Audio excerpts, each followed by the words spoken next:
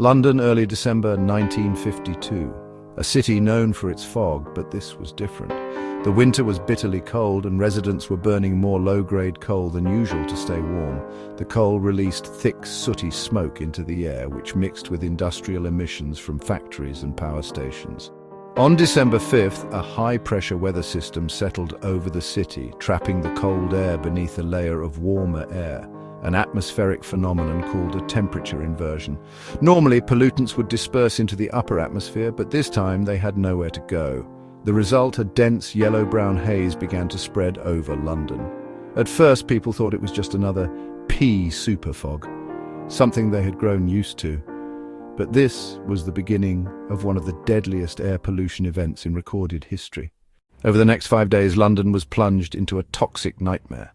Visibility dropped so severely that bus drivers followed the curb to stay on the road, and pedestrians could barely see their own feet. Public events were cancelled, and ambulances stopped running.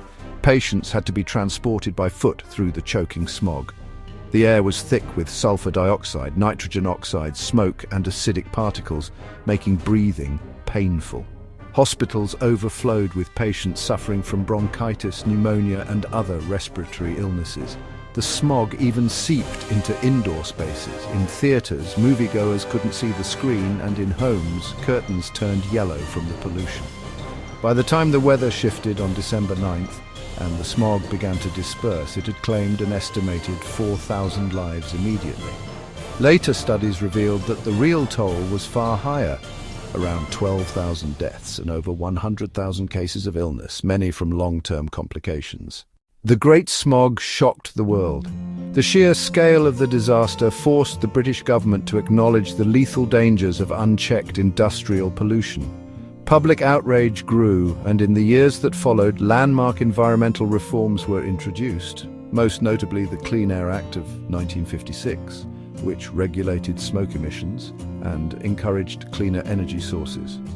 While London never experienced smog on that deadly scale again, the tragedy became a wake-up call for countries worldwide, highlighting the connection between environmental policy and public health.